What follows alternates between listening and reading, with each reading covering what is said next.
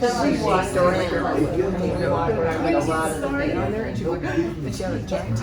far down Barton are you? Is that right where the truck's like there's a little like rubber gets down? We're a block away from there.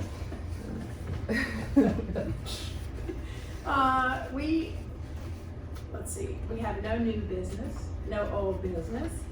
So I'm gonna let our secretary Shannon, she's gonna go over the treasury report, announcements, and reminders before our guest speaker. Thank you. Oh, cool. Hi, little guest. I didn't bring mine, but she's very a little older. excited, so. She was like, that's awesome. Love it. Hi, everyone who I haven't met. I'm Shannon. Some of y'all have been with the Civic Association way longer than me. I've been in the neighborhood a couple years now. Lived in other parts of Richmond before. Really happy that this has like sprung up and reinvigorated. Thanks to all the folks who have also been involved over the years before the recent reinvigoration. So just a few things. Treasurer report. You all care a lot about this. Previous balance in April was $139. We had one deposit based on new membership. It's $12 for the year to join if you have a paid membership as a voting member. So our new balance is $150. Just why we collect dues, we have a website where we have to pay. It's annoying hosting fee, domain fee. We provide snacks at these meetings. We're using any surplus we have to further go back into community, which so far we haven't really had surplus. We're kind of just covering the basic operating expenses. We have to pay to register to the state every year as a nonprofit. So if you have any questions about our finances, we definitely want to be transparent, but I won't bore you with all the details now, so come ask us if you have questions. Announcements. There's a printout of last month's meeting minutes on the table. We also have those on our website, northbartonheights.org, so you can always go there to see them. There's also some extra grab bags.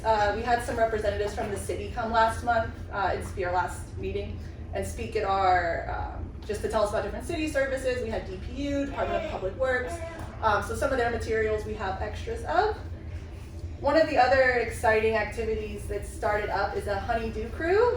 So helping other neighbors who need projects done on their houses and may not have the resources or just manpower, et cetera, to do those things. So we have a neighbor over on Essex who we've done some initial home repairs for, helping to refurbish her steps.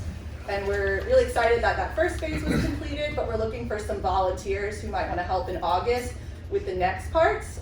We need to cure the wood and paint the steps. So if you're willing to help, we already have supplies being donated by another member. Also thanks to our connections with the Richmond Tool Bank now, that's been really great. So August 2nd and August 3rd, the times are to be determined, but there are sign-up sheets, correct? And if you have questions, Karen, myself, you can ask. We'd be happy for anyone who's willing to give some time. Sign-up sheets are on the table, so if you didn't sign in before you got here, please sign in, whether you're a member or a guest. We'd love to just keep track of who's coming to these meetings. Yeah, any questions on that part? I feel like, okay. So Buster, where's Buster? Where did you go? Hi Buster. Buster's at the back. Hi Buster. You created a couple of code refresh videos for us. Does anybody, well, show of hands, who's familiar with the code refresh going on with the city right now? Okay, so some hands, not all the hands. So the city is undergoing a major effort right now to redo the zoning ordinances citywide, meaning what can be built and where and how. So things related to like how close to the street can we put buildings? Can it be mixed use? So like can there be businesses with residential in the same plot of land? Lots of different things. And there's a lot of changes being proposed that could affect our neighborhood. Some very positive, some more concerning. So a series of videos has been put together just to start that discussion more actively about what that means for our neighborhood. And I think when Councilwoman Gibson comes, we can also talk to her directly about some of our concerns and questions. But to let you know, we're gonna do a screening right at the end, optional for anyone who wants to see those. And we can also share the YouTube link to those videos. There's a pocket-sized handout on the back table that has the link also to those videos if you don't have time to stay with us today to watch them. We had a cleanup today, one of our monthly cleanups. That was a good success. We collected a lot of trash. Over 40 pounds. Over 40 pounds. Cool. So thanks to everyone who was out there cleaning up in the heat. We'll have a next cleanup on July 19th. Those are monthly on the third Saturday. They meet in the alleyway right out here next to the library. So be happy for anyone who wants to show up a little bit of time or the whole time. And our next meeting here for this group is going to be on July 26th, same time and location. Initially, we're so far, I guess, to this point, we've been having our meetings about every 6 weeks, but we're moving those to monthly now with the zoning ordinance changes, just because there needs to be, for those who can participate, a little more active discussion. So we will be updating the website and calendar shortly with those dates. It's already been changed on our Facebook page. So by the end of the weekend, we'll make sure we have all the new dates up for anyone to know where the next meetings will happen. There's also a library user survey that's being done anonymously. Karen, where's that survey? Also on the back table? Yeah. Okay. And just a reminder, just back to the meeting dates, all of these could change based on your feedback, based on what we hear, trying to be responsive to any like new needs that emerge. So we'll do our best to keep everyone informed here, but also in between meetings, you can check the website, or we'll try to send emails out or get information posted at the library and other places if anything major changes. On October 25th, this is exciting. We want to accept nominations for board members. So folks who want to lead this group officially in 2026, please think about if you want to help out in a more formal way as secretary, treasurer. We welcome any participation there. And then in December at our meeting then, we will hold elections. Any of our exempt senior members can vote, or paid voting members can vote. So we would be happy to have your participation running for office or voting, and we have to figure out online voting as well for anyone who can't physically be present. So if anybody else has used any voting platforms that have worked really well for online, let us know. We definitely are open to that idea generation. Karen, I'm skipping over some of the like nitty-gritty details, if that's okay. If anyone has questions, we can go ahead and dig into those. And we have a 20-second video from Buster. Yeah, where did Buster go? I keep losing him. Can you step out? In the corner. Oh, sorry. In the corner. I'm like looking at you. Are you gonna play that right now for us, Buster? What are you talking about? Announcing the open houses? Just the announcement. I haven't pulled it up. Oh, okay. Then we can do that after, I guess, as part of the, but that's for announcing the open houses that are on the table Yes, listed, yes, correct? yes. Okay. So this is in reference to the zoning changes. In addition to what we'll discuss with the councilwoman today, the city is hosting a series of open houses all around. So the one for Northside is actually going to be at the main library, correct? Mm-hmm. So you can find information on the back table about the date that that will be held. Yes. You're welcome to go to any of the open houses or all of them. They're all the same material, and the way it's going to work out is you're going to go into the auditorium, and they will have tables set up, areas set up so that you can speak to code people and other people that are heading up the project, and you can ask them questions. They're going to have a huge map up on the screen so that you can find your house and look at everything else around you, because I know the other maps are kind of small. And our devices are small, so it's kind of hard to watch.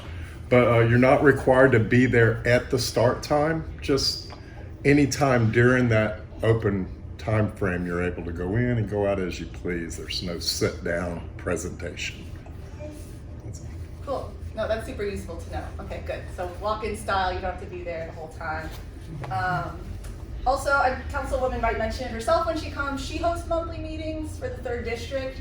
So if you're interested in attending those, she has her own newsletter that goes out. I think we've linked it on our website or in our newsletters. I'll double check that. Her last one was hosted at Henderson Middle School. She had one at Community that a few of us attended a couple months ago. So definitely check those out too if you are interested to be engaged there. That's it for the announcements. So we are waiting on We're waiting on her. our guest. So- We can have any open discussion now while we wait a couple minutes for her to arrive. Are there any priority topics today that anyone really wanted to bring up with the councilwoman?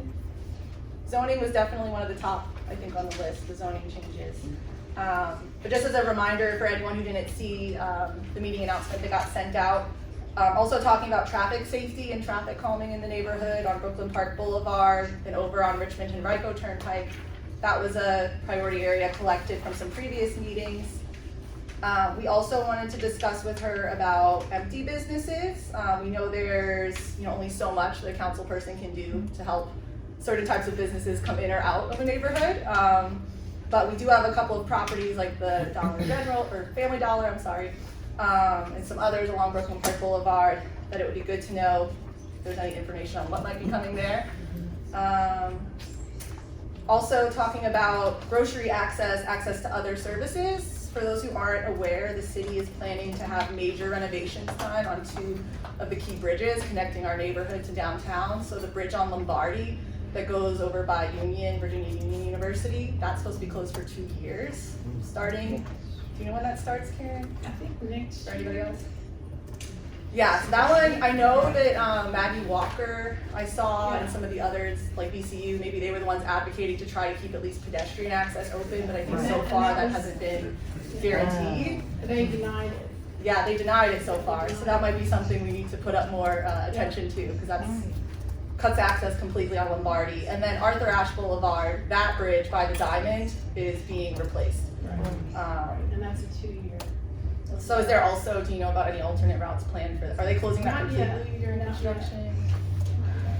We're just kind of asking people in general, where do you shop, how do you get there? Yeah. Without using those 2, you know, those are like main arteries for us to get to, like Kroger, Lowe's, Yeah. anywhere. I mean, presumably, I haven't looked at the details. I don't know if anybody else knows about the bus routes, like the 20, if they're gonna reroute that down Hermitage or, but. Yeah, those are all those little details they have to work out. I'm curious what's gonna go in the Family Dollar, because I heard that there was like issues with the building itself, so I don't know who's gonna be able to go in and take that over. It sounds like there might be like some maintenance that needs to happen that somebody wasn't doing, so. We'll see, we just did the cleanup this morning, we walked by and saw they've got the for lease sign up. So Yeah, I saw that. But to your point, there could still have to like do some other major work on Yeah. it, even being, Well, we I haven't heard anything. know the main reason, like, they said like they couldn't afford it, it sounded like, because with all the stealing, plus all the maintenance that needed to happen in the building, so. The Family Dollar had a bunch of locations closed nationwide. Interesting. The one over down in 6 Points is still open. Yep. I haven't heard any plans for that one to close. Yeah. Dollar General seems to be staying put, so that's also good. Keep some grocery access. Yeah, the in. Dollar General actually owned Family Dollar. Really? Yeah, they, back in 2017, they paid 8 or 9 billion for. That wasn't Dollar General, Dollar No, it wasn't. It was the family, excuse me. And so they bought it for 8 or 9 billion Okay. in 17, and it didn't work out, their plan didn't work out. So they ended up selling it Okay. to 2 developers, not developers, I forget what they call, for Property manager or 1 whatever. billion. Okay. So they took a huge A loss because the plan wasn't gonna work. Sure. Well, can I tell you, my son, my grandson works for Dollar Tree. They own, Family Dollar, did not work because, they said rich people or people with money didn't go into, Family Dollar, just poor people.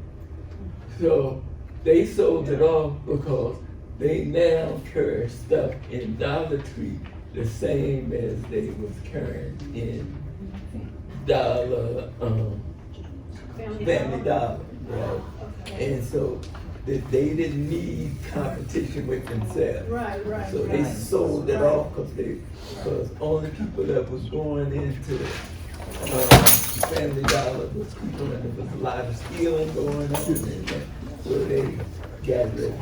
Wasn't Dollar General. And then You're right. Family Dollar tried to buy, You're right.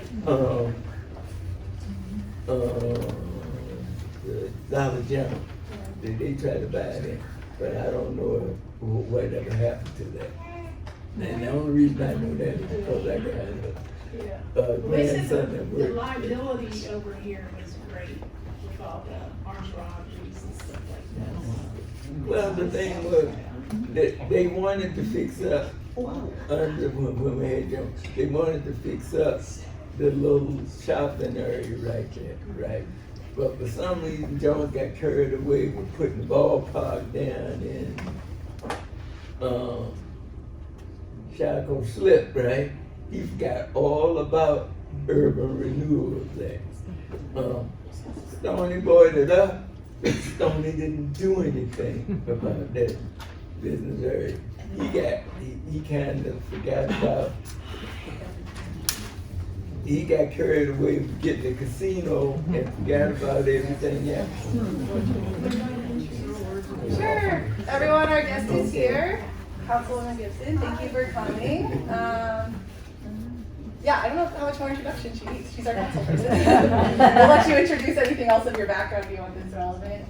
This is our 4th official membership meeting of this year. This civic association existed, of course, for many years, but there was a little bit of an activity, at least in terms of formal meetings and membership. So this year we made a concerted effort after some activity in 2024 to really reinvigorate. So we're really happy. This is the biggest group we've had out. So thanks, y'all.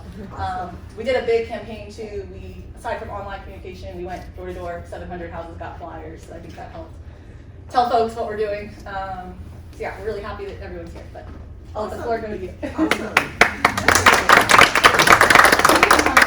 Thanks for coming. This is wonderful. I really love seeing this type of engagement because we've got things going on in Richmond and we're going to need all of us to address it. So, yeah, my name is Kenya Gibson. I am your city council rep. Our district liaison is Brandon Elliott. So, between the two of us, we hear from a lot of folks in the district about happenings and such. I'm happy to answer questions that you guys have, but really briefly, so I was elected in November and took office in January, and then we had no water. So that was a thing. Before I was on city council, I was your school board representative. So I was elected to the school board in 2017. So I've been around the block, understand the kind of the political dynamics that we're in, and my aim really is to lift the voices of the people in the community. I consider myself to be an advocate. I got involved in civic engagement, like what you all are doing, like what we all are doing, because I had 2 kids in the schools and cared very deeply about how the schools were being run, having funding for schools, and was really inspired by teachers who were organizing and getting involved. And I think it was like 2014 or 2015, I spoke at a city council meeting for the first time, advocating for school funding. And my voice got all warbly. It was totally outside of my comfort zone, so this is kind of nuts for me.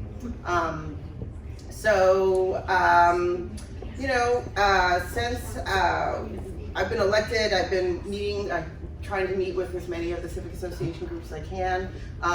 We're pretty much the bomb in the 3rd district, not gonna lie y'all, because we've got like 17 civic associations, resident civic associations, a couple business civic associations, and people in the 3rd district do their homework and pay attention.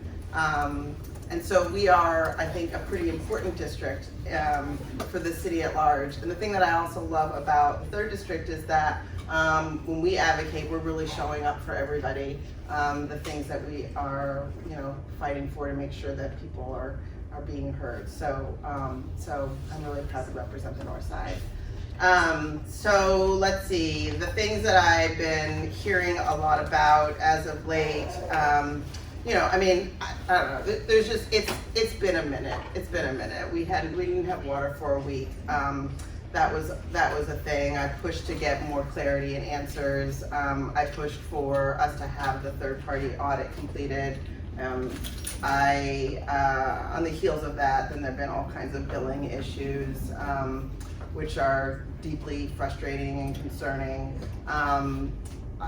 It just simply does not make sense that people are getting billed in the way that they are, that we're receiving duplicate invoices. I can go on about that if you'd like me to talk about that.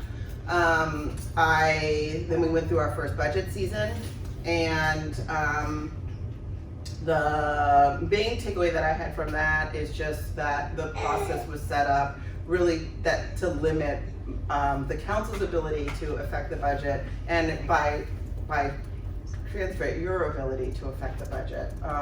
And I was pretty outspoken about that. So the way that it's supposed to work during the budget process is that, so the mayor presents his budget in March. Now, I would think maybe a year or 2 years ago, council changed the rules to allow that to happen later.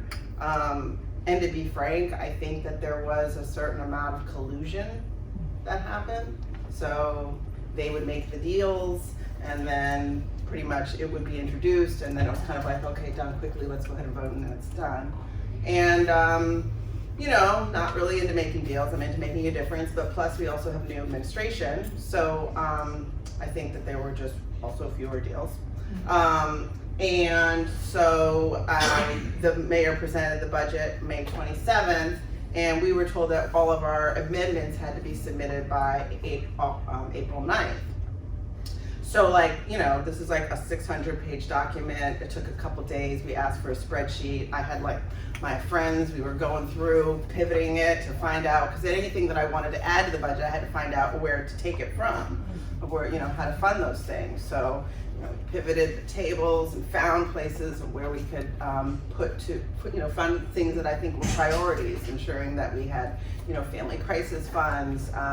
We have, you know, the city council made a rule that we have to pay people living wage $20 an hour minimum salary, but then all of these services are outsourced, and those folks are making, you know, $13 an hour. So wanting to ensure people are making a living wage across the board.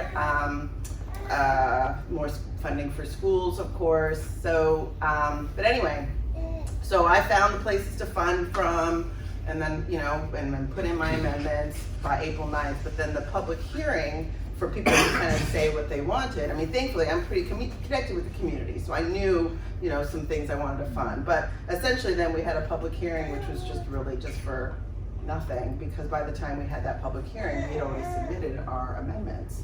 So anyway, then it was like there were delays in even publishing our amendments, and so I was just very outspoken about ensuring that next time around we have more, we have a public engagement process that actually works for what it should be intended to do. I also was pretty outspoken too. One of the places where I found money or wanted to use to fund the priorities was, it was in some of the high salary positions. So what I learned was that we've had, I don't know, the numbers offhand, just getting in it now, but like, basically there were maybe 10 people that were in pay grades where the average salary was like over $200,000 a year, and now the number of people in those pay grades, it's like, I don't know, 40 or 50 or something. So you're seeing a lot more people that are making high salaries, right? And it's not that nobody deserves, everybody, you know, I mean, this is an expensive place to live, right? So I get that.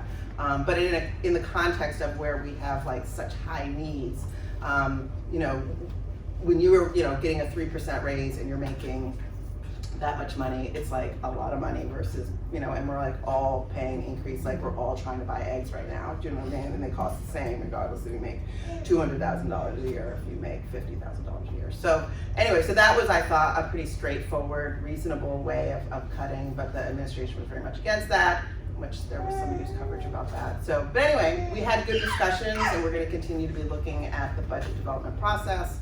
And I would love to see folks come and advocate when we are pushing for more changes to that process. What else? Rezoning is a big effort right now. And again, talking about, you know, how I'm impressed with folks in the 3rd District. I mean, you know, because there's so many things, there's no way I'm gonna be able to be an expert in all of the things all of the time. Usually what I find is that there are people in the community who are like 2 beats ahead, and I'm thankful for it because they kind of help to bring me up to speed. So there are people that are really very involved in some of the commissions and task force that are happening at the city level as it pertains to this rezoning effort. And another thing, kind of on a tangential note, is that there have been lots of SUPs that come up. So with the codes as they currently are, the way that it works is if you want to do something that doesn't comply with the code, then it has to go through this pretty robust engagement process. It goes to the departments, they kind of weigh in on their perspective on it. There's a sign in front of it so people driving by know that this is a discussion that's happening. Letters go out in the community, the civic associations are notified. You know, ideally, the developer is talking to folks in the community to see if there are things that they can do to make it something that they, you know, folks are on board with, in the event that you know, sometimes they're not controversial and they just go through and no big deal, but sometimes, often I would say, you know, people feel a way about them. So I've also been really involved with some of those discussions. The Hermitage is looking to renovate at Lambertum and at Westbrook and Hermitage. So they're going back to the drawing board, making some changes.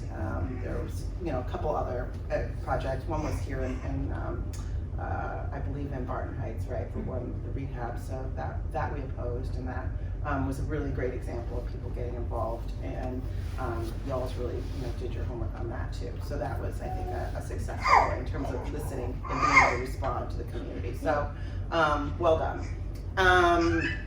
So yeah, so right now we're talking about rezoning, and you know, I think one of the things that I am cognizant of is, so, you know, before I was on the city council and I was on the school board, you know, I'm seen as a person who's like pretty outspoken, and, you know, one of the things that like I did in my tenure was when we were talking about Navy Hill. So it was like the Coliseum, developing the Coliseum. And if you were around Richmond at that point, you know, it was a big discussion. It was like 2019, and basically the Mayor Stoney wanted to take like the most profitable plot of land and say any tax growth that happens in this is just going to go pay for this project. Basically siphoning money that would be going towards services into funding this project. And it was essentially a trickle down, you know, hogwash, because other places, other municipalities had actually like outlawed this type of funding because it had like bankrupted those areas. So you know, wasn't into that project. So I wrote a resolution that, because you said, and this is what happens a lot of times, right? Like that these things are gonna like be it's gonna be a windfall for the schools. It was phony baloney. So I wrote a resolution that said the schools wanted the ability to opt out of risky development deals. And that was sort of a big deal because it passed, and it took the sales out of the narrative that this was going to be a windfall for schools, when the schools were like, actually, maybe no thank you, we'll just keep our money. And so then REA opposed the project, and so that didn't end up happening. I was outspoken about the casino both times. I'm just telling you this to kind of plan a favor of kind of where I'm at on things. There's a lot of things that we do as a city to attract business, and a lot of it has to do with giving people, you know, discounts, or you kind of give them a grant. They don't have to pay their whole property tax. All of those sorts of things happen. And unfortunately, I think a lot of those decisions put the onus on us to basically overcompensate for it. And so I think that's kind of a lot of what this rezoning effort is about, in my opinion, right? I'm speaking for myself. And so, you know, they've talked about using this code rezoning to kind of like undo the inequities created by racial gerrymandering and stuff, you know, redlining that happened decades ago. But really, from what I've seen so far, I've seen no evidence in any decisions that have been made to that end. So I have concerns. There's also, you know, I have a background in architecture. I have a master's degree in architecture. And I live in Richmond much because I love built infrastructure. I love the history of the buildings that we have here. And so my other focus is in ensuring that we maintain the beautiful landscape and the history that we have here in Richmond. During the election year, we were talking a lot about the community hospital over on Overbrook, and I was very publicly opposed to allowing VU to demolish that building. And so I'm open and very eager to look at ways that we can ensure that you know, our rich history is protected, and not just buildings like that, which I think tell a really remarkable story, but like neighborhoods like Washington Park and this neighborhood, right, where there are stories in a smaller scale, but the buildings are really cool, and they don't clearly don't build them that way anymore. So, so that's my little shtick about that. So I kind of open up to you all. If you have questions, I'm happy to answer them to the best of my ability. Yes. This has nothing to do with this neighborhood per se. But what you gonna do about Monument Avenue? Monument Avenue is called Monument Avenue. There's nothing on it anymore. Why don't you put all the presidents who came from Virginia on Monument Avenue to attract tourists back to Richmond? Richmond has nothing to attract anybody back here on the regular basis. Because when those Confederate statues was there, people came to look at them as works of art. They didn't look at them as Confederate statues for the Civil War. But you got to put something back on Monument Avenue. They call it Monument Avenue. I hear you. Because what's happened is that Richmond has nothing right now but to attract anybody to come here. Yeah. And Well- Richmond let cities like Jacksonville, Charlotte, Indianapolis, and Nashville outgrow it when they were half the size of Richmond at one time. And when Richmond set up here, floundering in the past too long, you got to look at people coming up, young people. You got VCU, one of the largest colleges in the state, and you let all of them educated people move away from here. If you're going to get growth out of it, you got to give them some jobs. You got to attract big businesses like them four cities attracted. Richmond doesn't attract them. They let Henrico get stuff that should be in Richmond, but it's out in Henrico. Yeah, so a lot of stuff in there. I'm happy to talk through it. And there might be things that you and I don't agree on, and that's okay too. I'm gonna just be transparent. What you wanna know is kind of where I fall on that, and I wanna let you know. I mean, I was very much in support of taking down the monuments, for real. Yeah, Right? but you got to put something back there. You just can't have empty lots right there. People come here, they knew about Monument Avenue. Now you got nothing there. They come here and look from. I had people that come here and ask me, well, you got this street called Monument Avenue, but there's nothing there anymore. I say, you can't attract tourists here. It don't have to be Confederate, but it's got to be something designated in Virginia to make people come here. And this state had more presidents out of it than any other state. And the last one was Woodrow Wilson. You got to build that back up, and then you don't go around putting people that nobody knows. You got to put people around here that did something important on Monument Avenue. You got to finish Monument Avenue. You just can't have, you got to have a tourist attraction.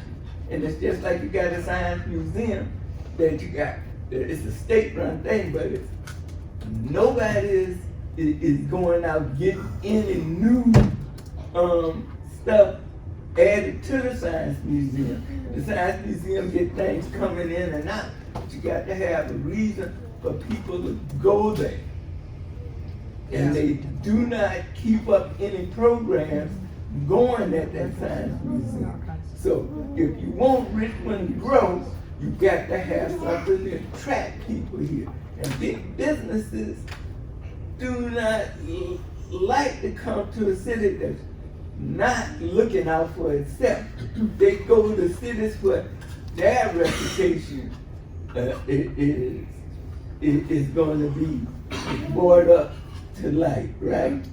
And what's happening with Richmond, we talk about poor people and stuff a lot of times, but the people that paying the taxes are getting nothing. It's just like my house. My property taxes went up $20,000 a year in 4 years. And I'm sitting up here looking at my tax bill, right? And I'm a senior citizen, right? You're forcing other senior citizens who live here for years out of their homes because they cannot pay their taxes, even if they cut it in half. Yeah. So- you can't afford. So there are ways to have some tax relief for older folks, so if Well, that's. I know about that, I Okay, good. tried that, but right now they're looking at me because I am what you call retired military disabled, and the government gives me certain things other people don't get. Yeah, And it makes me on the high income side right. instead of on the low income Yeah. side. And so, but I had neighbors that had forced to sell their house because they couldn't pay taxes. Yeah. Yeah. Yeah, I don't know that I can answer all of the questions, and like I said, I'm not sure we agree on everything. I haven't heard any discussions about things that are being built in terms of the monuments, but would certainly, if that's something that comes and there's talks of funding, I mean, I would certainly look and consider Well, whatever. I want you to think about that, right? Sure. Bring that up, because Richmond has a good history. I got 2 books about Richmond's past, right? You can look through them. And the thing is, you talk about certain buildings. A lot of times, a project gets stopped because there's one building there, they say it's historic. It's historic and it's worth saving. You can move it to another place, but let the project go through. I don't watch too many projects get stopped because of one building was there that they didn't want to tear down. Other cities, what they do is they take and move that building and still build the project. You got to have it so that people have jobs here. You can't, everybody can't depend on the state, and everybody can't depend on the city for jobs. You got to have jobs to keep the educated people here. Don't let them go to New York, go to Chicago, go everywhere else. When Richmond, a lot of companies that started in Richmond moved away simply because the Richmond County gets stuck in the past. We got to look at the future. We're gonna start taking some other Yeah, questions. is there anyone else? Yes. I noticed what I'm doing, I'm a past officer of this group, so I know a little bit about what I'm talking about. I noticed that, people work for the city seem to take umbrage when you ask them questions. Seem to what? They take umbrage. Take umbrage. Yes, umbrage, yes, yes, They yes. don't really seem to want to be responsive to you. Yeah. And, When you say you, are you talking collective view? collectively, well, Yeah. I mean, I have plenty of instances where it involved me, but I'm speaking collectively. They don't seem to think that, they're answerable to us. Mhm. And I'm sure this is something that can be taken care of. And if people like you and other members of the ruling party, let's say, make sure the staff knows for whom we work. Mhm. You know, Yeah, I hear you. I mean, I think that the culture of City Hall is a real thing, and you know, I'm a person that asks a lot of questions. I did in my past role, and yeah, sometimes I got the vibe they'd rather me not ask the question. And I think that when that's the case, it begs us. You kind of wonder why don't you want to ask those questions? Because I feel like we are asking many reasonable questions, you know. So one thing I do want to emphasize is that, you know, the way that the city charter is set up, right? City council, we make budget, you know, we vote on the budget, we vote on the ordinances or the laws that we are able to create as a city. But the day-to-day administration, I mean, in truth, right? Like, I don't have control, you know, like, they don't report to city council. They report to the CAO, and the CAO reports to the mayor, who we elect. So, so just in terms of how our city charter is defined, you know, I don't have power over the people that work in City Hall in terms of that. However, you all do, and I think that what my role and the way I'm able to, or you know, aim to have influence is just pushing to basically codify as much transparency as possible.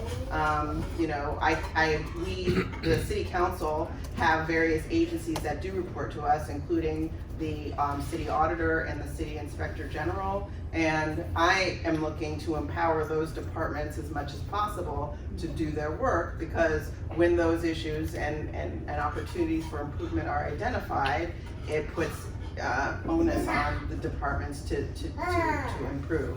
I would like to see us get to a place where where people can ask questions and you don't get that vibe, right? Like, I mean, I don't know if you followed last year, there's like a lawsuit right now with the former FOIA compliance officer.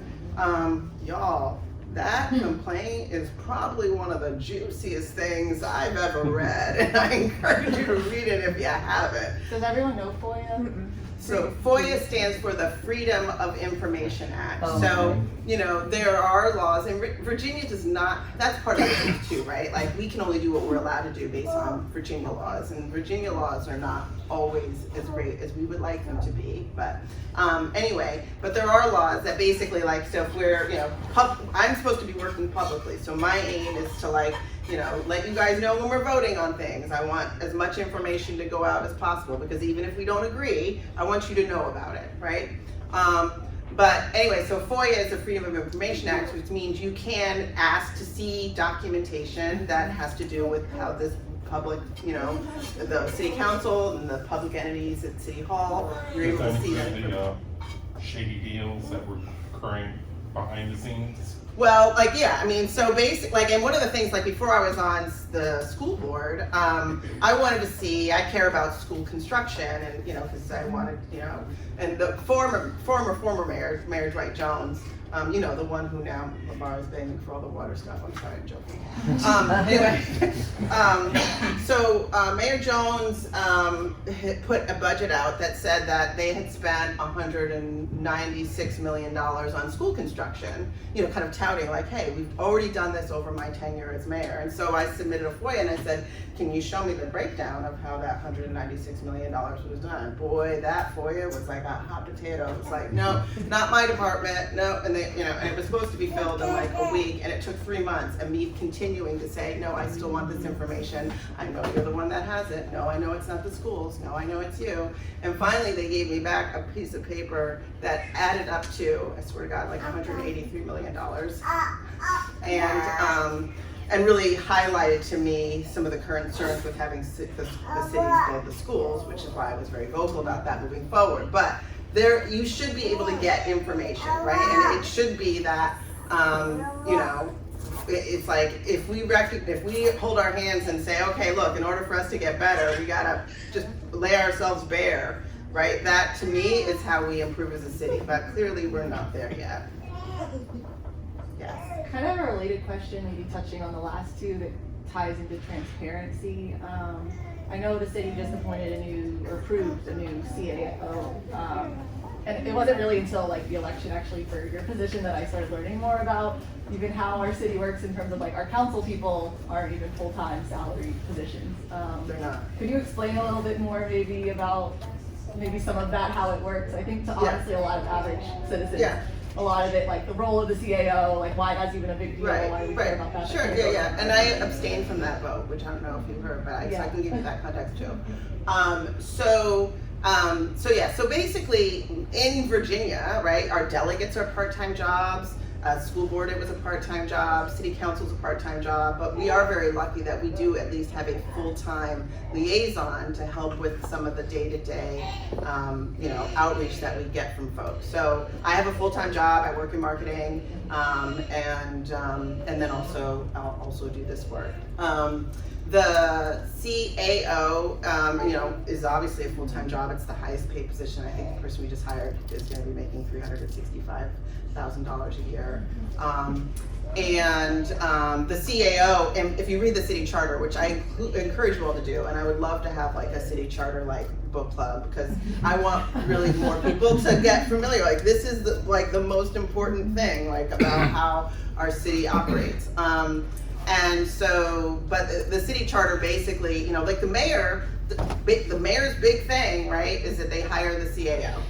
And the CAO is the person who has to hire all of the department heads and fire them, and they prepare the budget, right? So the CAO is the most powerful position that we have as a city.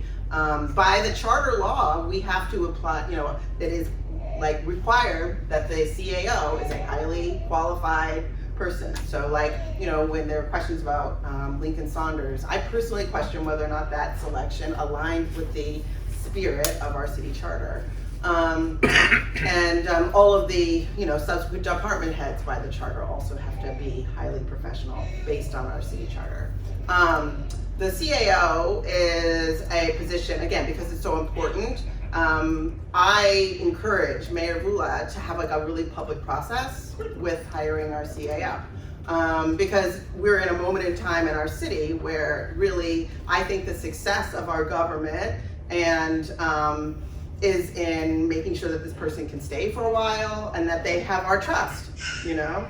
There are term limits, I hope. I'm sorry? Term limits. Term limits. I mean, that's a separate topic which we can talk more about. I'm actually not so much about term limits because if we hire somebody or like somebody that's corrupt, and you can just keep getting more corrupt people. I don't think that the term limits are going to address it because then you're just going to get somebody who doesn't know what they're doing and is corrupt. But anyway, that is a separate topic. Anyway, so I really think that a public process would be good. Not the current superintendent, but the superintendent prior was hired and selected in a very public process. Again, that's kind of what got me involved. I remember there were like 3 candidates and I went to this large room and I asked a question, again with my warbly voice. And I felt part of something that this was going to help, you know, the schools, that it was so open. Kansas City just hired their chief administrative person through a very public process. Again, they also had 3 candidates and the public was invited to hear from those people, which I think was, you know, is a good thing to do. So anyway, I did share with Mayor Vula that I felt like a public process would be good. But what actually ended up happening was, and I don't know, like this is like RVA years, I don't know, so it feels like dog years and like I'm years away, but it was probably like last week. So I kind of was hearing chatter about that they picked somebody through the grapevine. So then, you know, when the public was made aware, which was at like 4:30 on Friday, that they had made a selection of a person, this is when I found out officially who the person was, and we were asked to vote on that on Monday at 4 o'clock. Well, so we have a meeting at 4 o'clock, which is where we kind of could just talk through the agenda for the next meeting. So at 4 o'clock I'm driving, or whatever, 3:30 I'm driving, and apparently between 3:30 and 4 is when they actually emailed the contracts to us to be able to read this person's contract while I'm like in my car. And then we were asked to vote on it. It wasn't even on the agenda. We had to change the agenda. So the public, like you all didn't know. Like, and again, like I don't want to be surprising you all, right? Like I want you to help to tell me, hey, Kenya, I looked at that contract too, and like, did you think about this, right? Because again, this is a part-time job. It says takes a village, right? So, but without it being public, that doesn't happen or work. So, so I decided to abstain from that vote. And obviously hope that, you know, heard great things about him. But I think if we are going to expect more transparency, then, you know, I can't impact anyone else. It has to start with me and with us. So that's why I decided to abstain. I'm gonna ask you Oh wait, one question. she has not asked a question yet.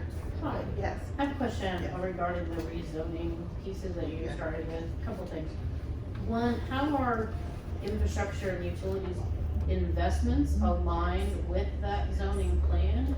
And where are those part of the overall process to check in when that is being approved as things come forward? That's my first question.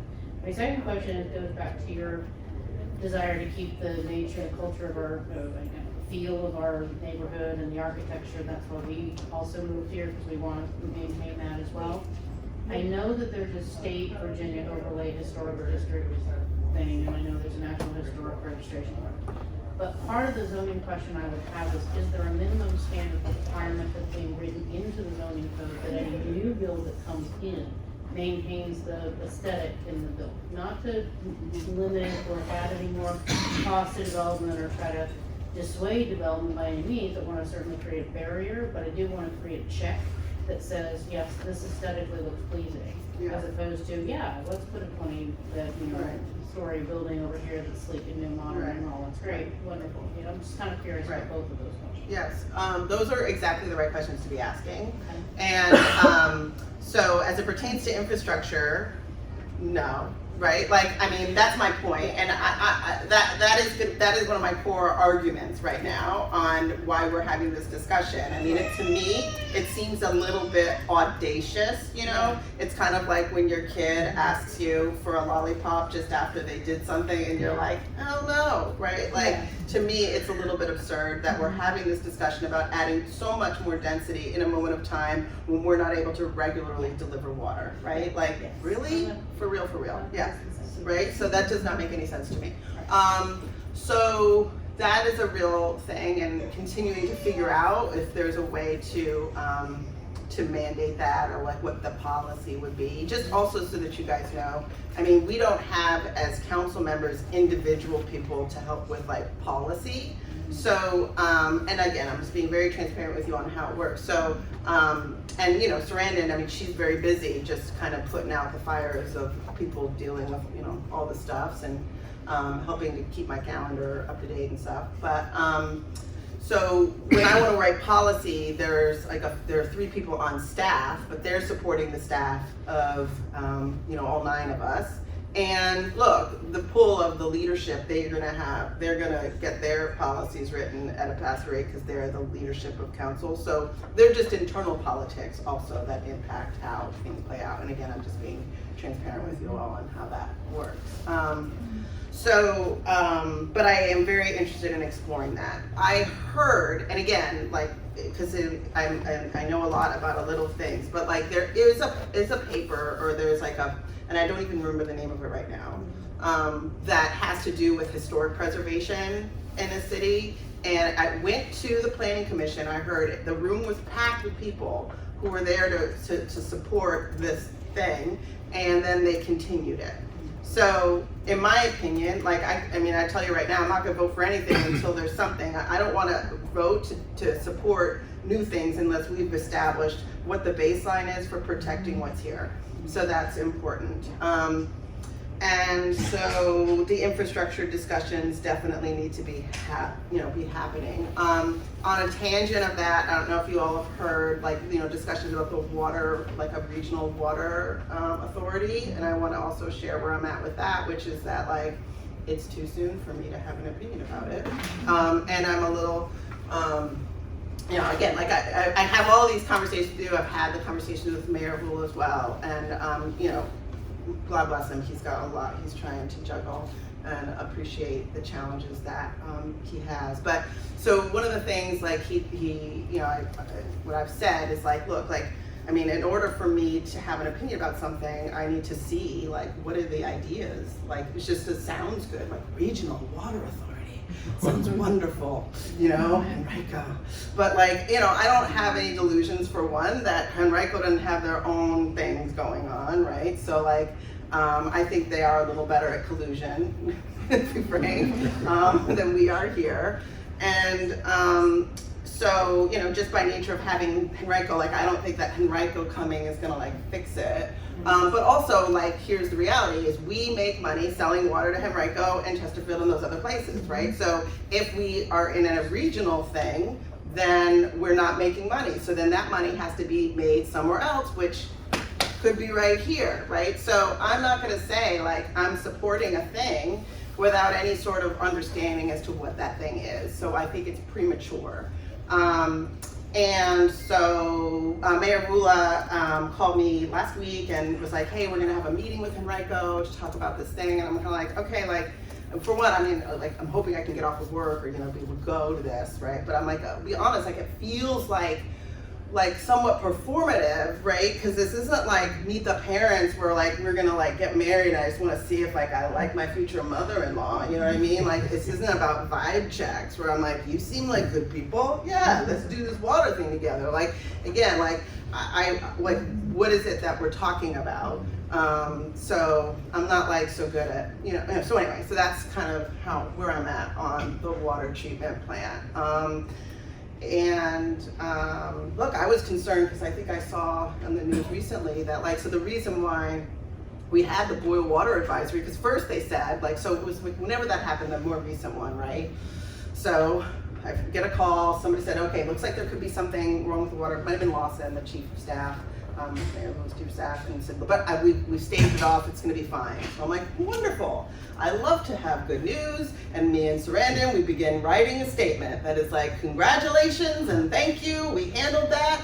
Isn't that great news, right? So we issue the statement back and forth, and then literally 15 minutes after we issue the statement, then we find out there's a water boil advisory. You guys probably got my statement too. I think I emailed it in the email blast, right? And I was like, why? Well, so it was like, why did that happen? Like, why now? Like, I just sent the email blast out, and now all of a sudden we have to boil our water. So, but when I'm reading the news, or there was a story that came out that apparently once this high happened, basically Henrico started using a bunch of water, right? And so the whole thing was like, once it gets too low, like you don't want people to start drinking the dregs, right? So that's when it's because it went so low that we had this water boil advisory, right? So like when I found that out, I was like, yeah, I don't know, that made me feel away. So I don't know. What I will promise to you is that as it pertains to this regional water authority, that I'll ask questions. Oh, another factor I wanted you all to know. I'm also very much in support of collective bargaining, which is like unions, right? And I'm in support of it, one, because look, it's becoming an expensive place to live. People deserve to, you need to have a living wage, right? But also because collective bargaining makes it better for everyone, right? Like, so in the schools, like teachers, they know what they think their students need and how to be able to better deliver support for their students. So when they're advocating for themselves, they're not just advocating for their, for their, working conditions, to make sure that they have coverage and, all of those things. So it makes it better for everybody. One example with collective bargaining with the water. So when this most recent boil advisory happened, the administration said, look, it's going to take a few weeks for us to find out like why this happened, right? I mean, I don't know if it was like, we're not going to know for a while. So, but then Tyler Lane, he's like, Tyler, he's CBS6, did a story, right? Somebody tipped Tyler Lane, an employee, who said, look, we hadn't ordered this sediment plate and we should have ordered it, and since we didn't have a new sediment plate, like that's what happened, right? So then literally like the next day the city was like, guess what? Yeah, it was the sediment plate, right? Now the water employees are they are in a union with the Teamsters, right? So they're unionized, and in a culture where questions are not really encouraged, right? Having the protection of a union is important for people to be able to speak up, and so thank goodness that employee spoke up, because now we know, right? The reason why I brought this up too with the unions is that, so the state law recently, so collective bargaining, we didn't have it for public employees for like 40 years. So in 2021, there was a change in General Assembly in terms of, party majority, and the law changed, allowing public employees to collectively bargain for the first time in 40 years, right? And that's why I worked with the REA. Richmond Public Schools became the first school district to allow collective bargaining. I'm very proud of this, so I will always talk about it because it was a historical thing and it's wonderful, right? Shortly after, city employees, were able to collectively bargain as well. The state still has not allowed state employees to collectively bargain. So this matters because if we have like a regional authority, those employees who work for the water treatment plant would not be covered under collective bargaining anymore. And I do have some concern that could be some of the push for more regional things, because look, when you see more public employees unionized, I mean, so shortly after, we had Richmond Public Schools became unionized. You saw the, Starbucks here locally became unionized. The Botanical Gardens recently became unionized, right? There's more talk about unions, and employers are not necessarily eager to see people unionized. So, I don't know what the, I kind of recognize I am like a pawn in a chess, right? And things are happening far over me and my colleagues and Mayor Rule all included, right? We're kind of here and there are things happening here. And I don't know what all of those things are, but I try to like sniff the air sometime to kind of try to get a sense of what else might be at play. Any other questions? Yes. Back in the day, you used to have, well, the mayor used to be a part of city council. There was a city manager. The city had a city manager. Mm-hmm.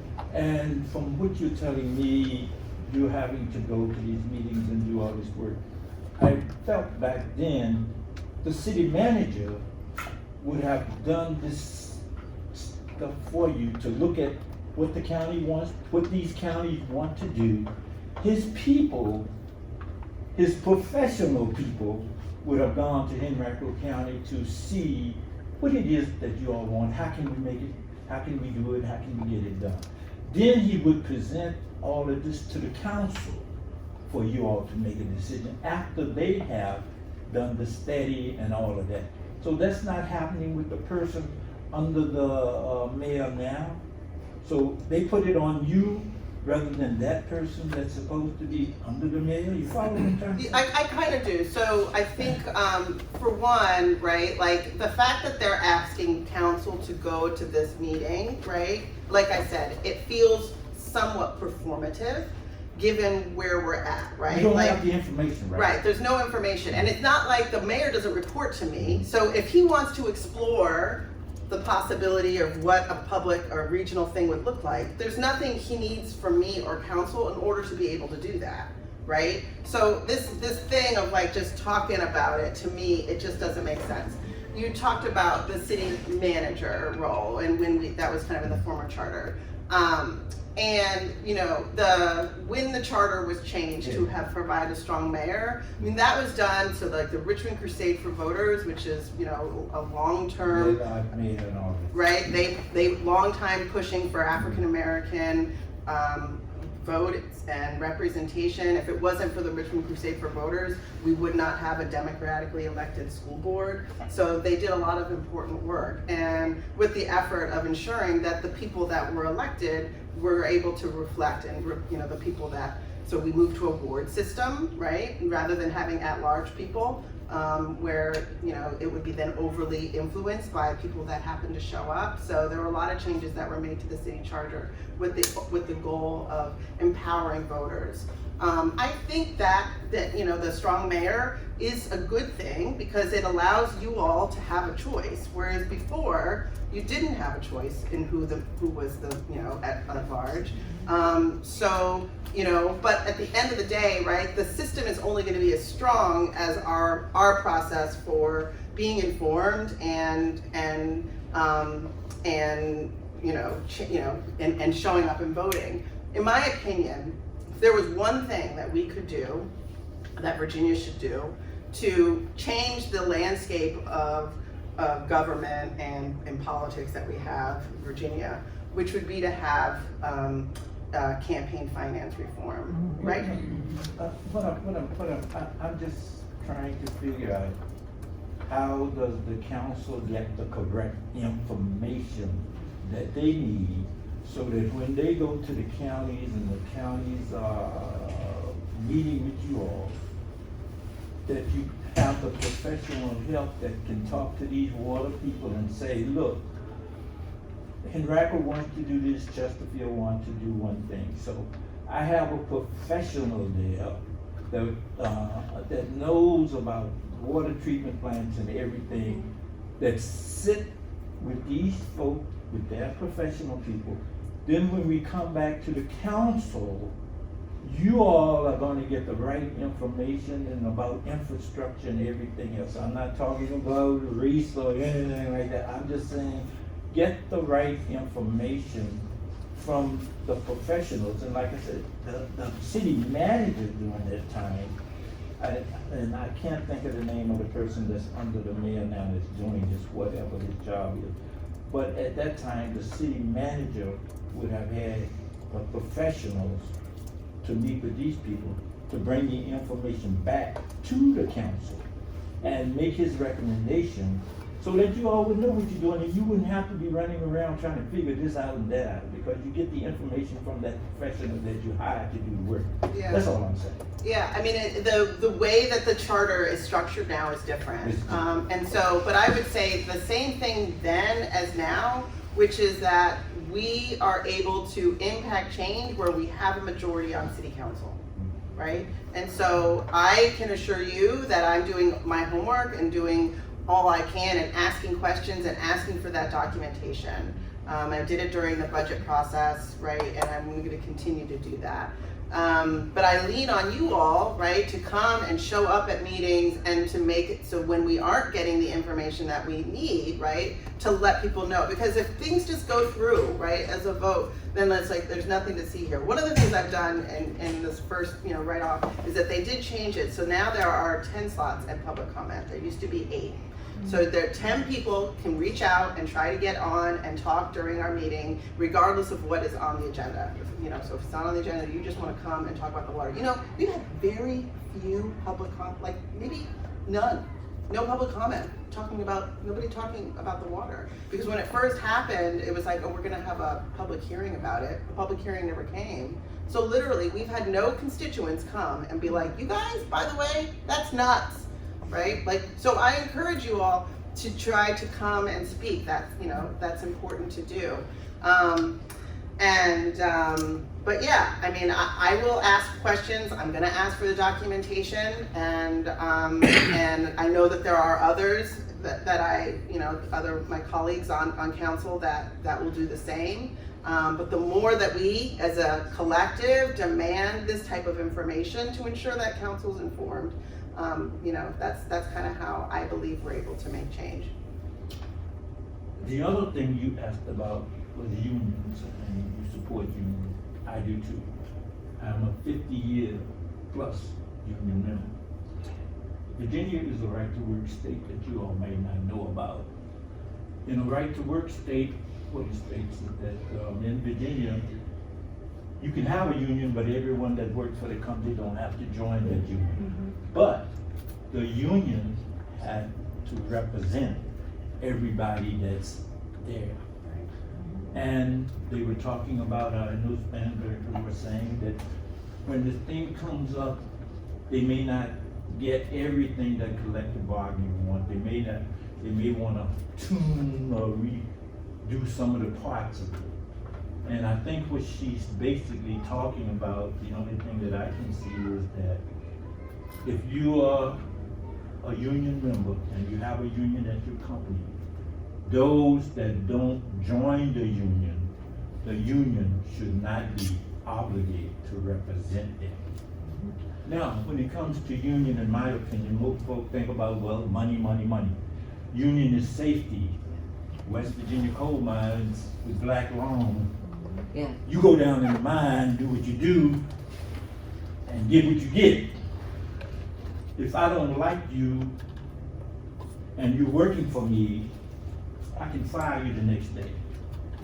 If you work 20 years here at this company and you need 24 years to retire or 21 years to retire before that time comes, I can fire you so that my company don't have to pay your benefit. So unions are protectors of people. And there are some companies that, I must say, I worked for GRTC for 40 years. I retired as a union member. I've been retired for 50 years. I have worked for a company which is Victory Travel after I retired. This was one of the best non-union jobs I've ever had. The woman looked out for her people. And I'm saying that to say, all companies may not need unions, there was a guy in Ohio some years ago where his company burned down. And he saw that all his people still got paid. They didn't have, I'm not saying all places need union, but a lot of times unions protect and help folks. That's my opinion. Yeah, So, yeah, yeah. I'd like to switch gears a Yeah. little bit. A lot of us are concerned with the code refresh. Why we were alarmed is that the library, the post office, and the fire station won't exist. We're gonna have mixed 3, 4, and 6-story buildings, North Avenue, and then right here, where our library is. And just kind of don't know how to get them to reopen the discussion where they've marked us for high rises in our neighborhood. Right. I mean, some areas we understand, like Brooklyn Park Boulevard, yes, like Ruby Scoops and all that, the tall buildings, but just to have, we don't have a grocery store here. Right. They talk about bringing the services, but they still haven't brought services from the 1976 Right. proposal. Right. So we're still here, no Piggly Wiggly anymore. And we had one, it's gone, so we have no place to get, food, Right. we have to go out. But yet, they wanna bring in services, Right. it Right. just doesn't, it doesn't Right. make sense. We don't wanna lose our library. Right. And Scott, the director, he spoke with us at our meeting, last month, and he said he had no clue that this was slated to go away because it didn't have enough acreage. Acreage, it has to have 1 acre wow. to be For them considered. to consider keeping it. Right. Right. So, I So, mean, that's, yeah. not always our services Right. that we do have. But So here's the thing, right? Like, I am one vote on city council, and I hope that you all feel some sense of hope, trust that my vote is to serve the interests of the people in this room. Like, I haven't taken money from developers. That was a campaign pitch that I made. That developers are generally the people that fund city council campaigns, right? So I think we're here for a reason. And so, my interest is to do right by the people that are my neighbors. But this is a big deal, and it's gonna take a lot of work, right? And so, I, like I said, consider myself very much to be an advocate. And so when I think of what can we do, I think, like, what are the vehicles that we collectively have in order to show, right, people are concerned. I mean, look, when I made my resolution, right, for, we talked about Navy Hill, the residents did not want that, right? There was widespread lack of concern with that and the casino both times. The reason why it didn't happen was not because of the people we elected, it was because of us collectively organizing and demanding that change happen. And I believe that is the same in this moment in time. So what are things that we can do? If there are 10 slots, we want to make sure that the 10 slots are being filled. Right now, I push to have 10 slots, but sometimes there'll be like only 6 people coming to speak. We want to make sure that we are showing up and being heard, and that is an opportunity to do that.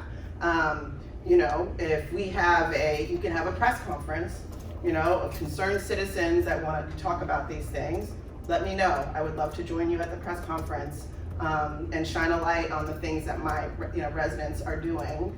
I'm looking for, I'm open to whatever vehicles those are. You can write an op-ed piece about that and publish it in both the Free Press and in the Richmond Times-Dispatch. I've encouraged, like videos and, putting stuff on Instagram. This woman who ran for, I think she was called supervisor in Henrico.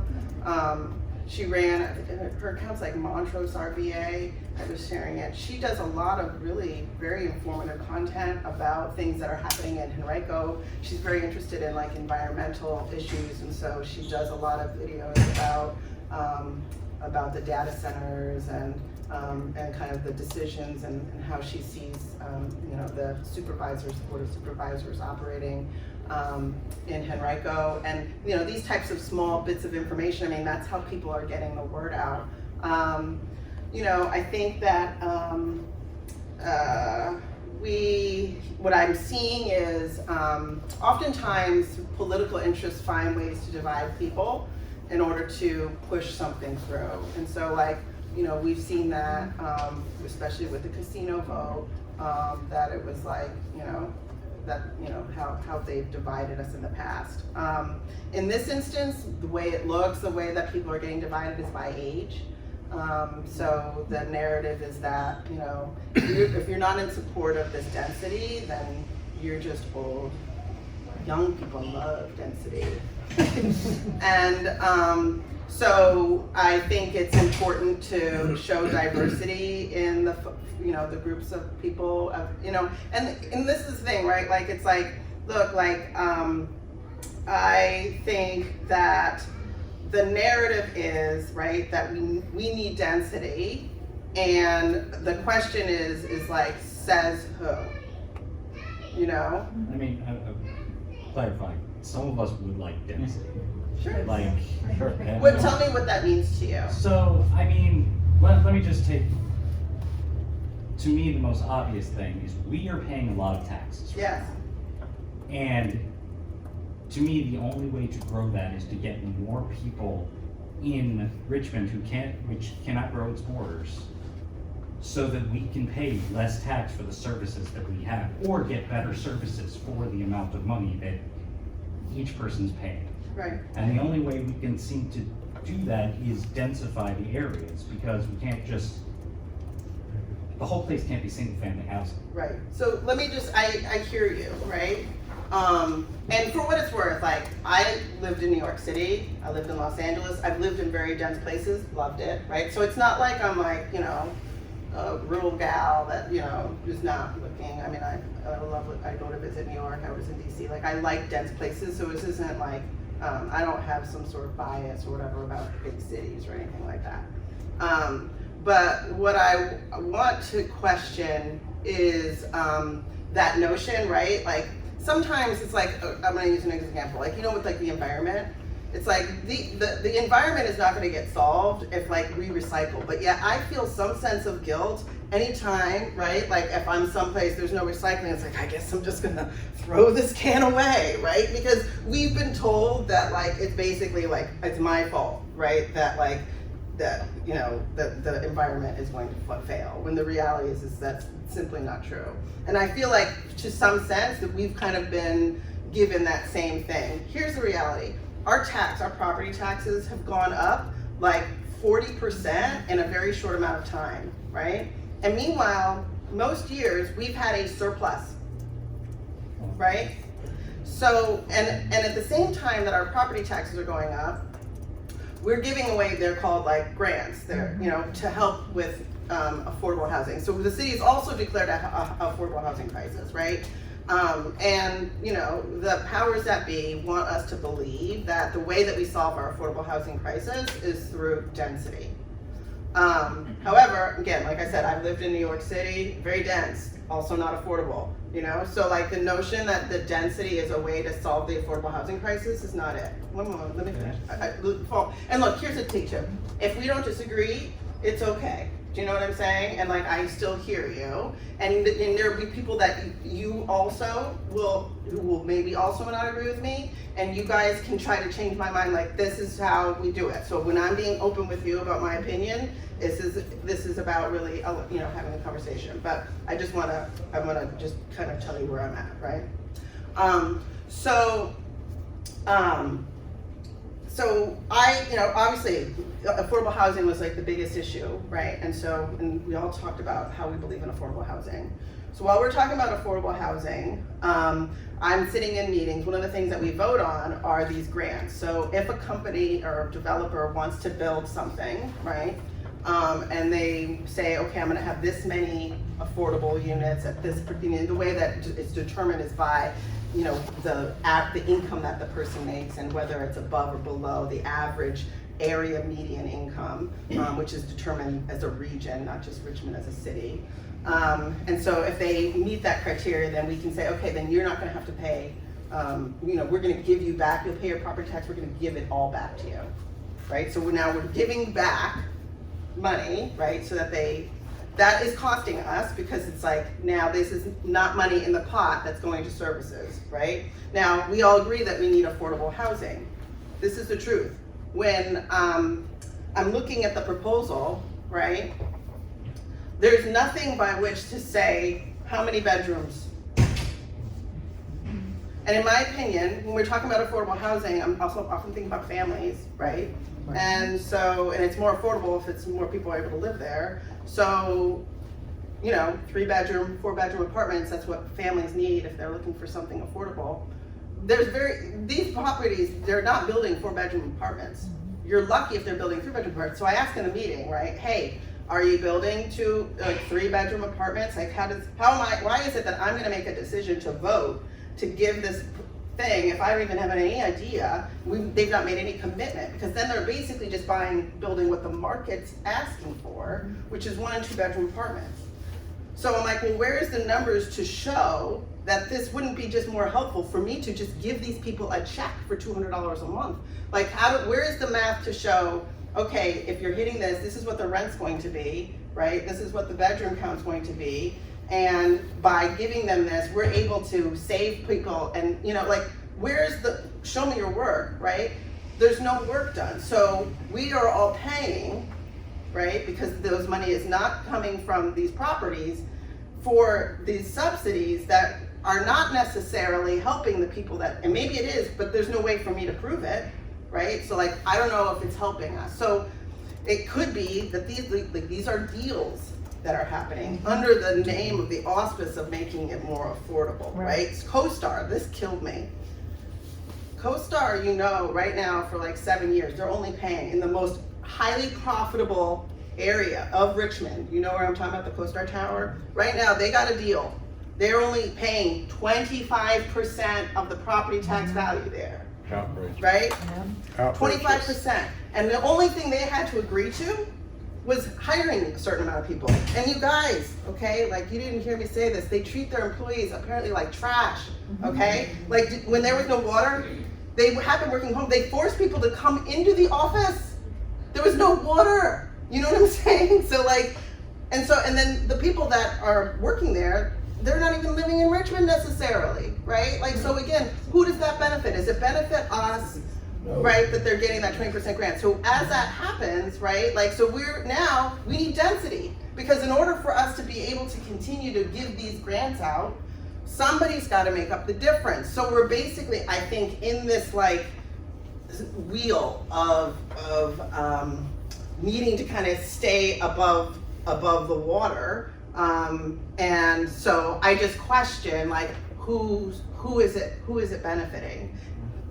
Again, and I'm not against, having some buildings higher, it's not really about that, but I'm just show me the math, right? And it makes me question when they said in the plan, the reason why they're making these changes is to right these historical wrongs, when we're seeing much more density in this neighborhoods like Washington Park, right? So it's so what happened to that, right? Why are we suggesting that these changes are being made to right these systemic wrongs when looking at this plan, this ain't it, y'all? So, yes. Yeah, you and I are probably totally on page with the same, corporate carve-outs and the cutting of the tax base, and we probably don't get what we pay for there. But I would also suggest, I kind of look at the zoning and I think that looks about right for here. That looks about the kind of maybe density we need. We're on a busy bus line. There's a whole bunch of stuff here. And I'd say, generally speaking, we built about 10 million nationwide, about 10 million fewer houses than we needed to in the 2010s, right? So a lot of the reason why you see this age divide is truly just basic supply and demand thing. And I can feel a pretty big group of people gearing up to fight this on the basis of neighborhood character and that sort of thing. And I say, well, who's not in the room? The people that can't afford to live in this neighborhood, the people that aren't here. And I say, like, this neighborhood, this area has seen these fights before of neighborhood character. Like in 1960, a whole bunch of these neighborhood associations hired a lawyer, Joe Mazzell was his name, to oppose the integration of Chandler, which is now Richmond Community. And a lot of that's about who's not here now and how do we exclude. And I kind of see, I hear some of the things. I hear, oh, we'd like a grocery store. Well, we probably need another couple thousand people in this vicinity to support a grocery store. Oh, we're worried about the empty, the empty slots, up and down Brooklyn Park Boulevard. Well, we probably need more people that can walk to these neighborhoods, that can see these sort of things. And so when I hear this, I ask everybody in here, because I can feel this association, I feel a lot of people that are vocal here gearing up to kind of fight this density. And I think, your arguments probably need to be better than neighborhood character. They probably need to be stronger than that. They probably need to think and address kind of what's going on, because there's a history of who's not in this room and who are we excluding and what does that look like. Can I speak to that issue, because my question about cultural character was not anti-density. So I just want to be clear on that. Yeah. I'm not anti-density. What I am is anti-rental. If you want people to invest into Richmond, they need to own and be a part of wealth creation. We need to create an opportunity. Now, does that mean splitting some of our houses into duplexes so it's condos, so one person owns one side and one person owns another? Yeah, and then they get to share the tax base, and we get it put back in. Dollars circulate 6 times in a neighborhood. If you want to build an economy, you have to rotate that dollar 6 times, which means you have to have density of dollars going into that neighborhood. Don't disagree with the density of need, but there's got to be a balanced approach, and you just can't create a whole bunch of 1 and 2 bedroom apartments for the most transient individuals who take a job and then get a job, and now they want to go find a house where they can grow their kids, and they go to Enrico, or they go out, and now you've not created a place where they want to stay. So creating a 3-bedroom condo where I can own my house and I can grow and stay there, and my kids can go to school and they can go to high school and I can stay as long as I can, that's actually prime. And I also think that those would also allow folks who need to downsize or can't afford, they'll have an opportunity to afford to, go into a smaller empty nesting space that actually can, we can also think about how are some of these larger houses addressing the needs of our seniors right now. I've got folks on either side of me, I'm scared to watch them take the trash out every day. I'm like, okay, what can you do help? And where can they also get some ability to stay in their home, have that community where they've been, but also have the ability to rent a place or rent a half of it or split their place. Or there's got to be better conversation than just a whole bunch of developers want to come in and put a whole bunch of density on our street, which I'm not against, but what are we getting and how are we balancing the needs of the neighborhood? I would suggest that sure, fine. I would suggest that the level of sort of wealth inequality that we have and the number of people that can support that the gulf from, oh, I'm anti-apartment, I'm pro-homeowner, is too wide to bridge without some intermediate steps. The fact is that homeowners keep up the neighborhood. Apartments run down the neighborhood. Apartment will be, long as this guy who's renting it is making money, once the apartment starts to fall into decay, he's not gonna put any money in. I done been to where they had to put people in jail because they didn't keep up their apartment. They was renting the people, taking their money, but they didn't fix the water, they didn't fix the light, and to destroy a single family neighborhood, or basically what we have here, you kill it off for all families to come in with kids. You destroy that. Once you destroy that neighborhood, you end up with schools that's half empty because no kids are in that neighborhood. Then you lose the schools, then you start losing the character of the neighborhood, and then you end up with like what happened to Church Hill. Church Hill fell into the decay for a long time. And the thing is, you can't build your way out of the neighborhood. The problem with the city of Richmond is that the city of Richmond will not go to the state and say, why don't you let us annex part of Henrico? Henrico comes in and works every day in Richmond and go home.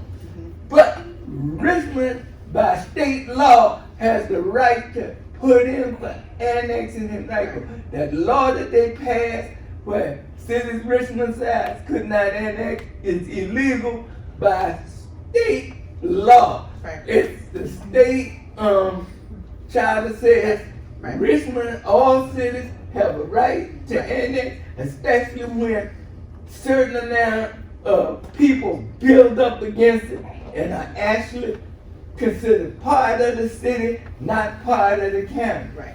In every So let me state just, in the, well, I'm gonna say this one thing that I'm gonna shut up. In the South, when you get over three, like I think it's 3,000 people per square mile, that automatically becomes part of that city. Anything 15 and below stays county. right. We don't have that. And Richmond is sitting up here being strangled to death by actually 4 places. The Petersburg area, the Chesterfield area, the Henrico area, and Hanover. All depending on Richmond to be here. Richmond can't survive over that. Richmond's got to have I land totally for hear you. development. This is the thing, like, I don't have control over that, right? Well, I And know, so but I'm you should just have waiting. income, but I totally hear you. I do wanna express, right, that I have no issue with people renting, right? Like, whether it's a rental building or somebody's owning the building. And in my opinion, right, again, like, just in general, like individuals, I feel like we are all just, again, we're pawns. So I try, like I'm looking here, like one of the things that I think we should advocate for, and I am advocating for, is a robust rental inspection program. Because to me, the issue is like, you know, the quality and people that, you know, own these buildings and are not maintaining them. And then if you have undocumented workers, if they say something, then you retaliate against them. And so there's a lot of churn that we're having when talking about having people being able to stay and can be able to afford, you know, so that's something that I am advocating for, and I think is an important component of this entire discussion that we're having. Another thing, you know, when we're talking about why we are taking this kind of outsized onus of being able to fund maintaining city services, I mean, look at the conversation with VCU, where VCU, right, we had some agreement with them where they were going to pay for some of the properties, right, that they're buying and not paying property tax on, and now, and whatever, they just decided not to. The state decided not to push it, and our city, I mean, the administration has decided not to even pursue it, right? And so again, like, if they're not paying for it, it has to fall on us. So what I wanna say is, like, when it comes to this discussion that we're having in rezoning, my interest is that our collective voice is represented. And it's, if we wanna have more density in an area, if we wanna have less density in an area, like, that's what I want to see happen. And that's my main objective. But I also want us to question, or just to kind of begin to be curious, right? Is like, why are we so focused on this, right? The kind of the density question, but not challenging all of these other handouts that are causing that to happen. I would like to be fair that some of us probably do know that this is going on and still would like extra density. It isn't just a railing form. Right, no, and that's not what I'm suggesting, but what I'm saying is, we can want density, right? Because it will allow us to be able to have a grocery store in the area, right?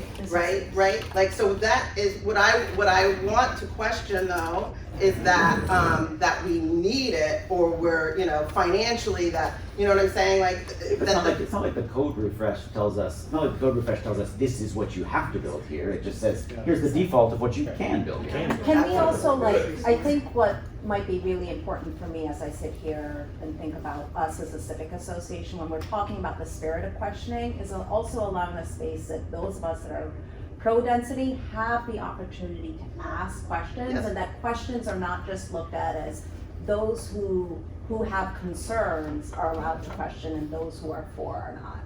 And so that's more of a call to us as a civic association as we are engaging in it, not necessarily particularly for this discussion today, but how are we going to continue to have these discussions in July and in September or August, September, et cetera. Where I think it's probably a way to make the discussion more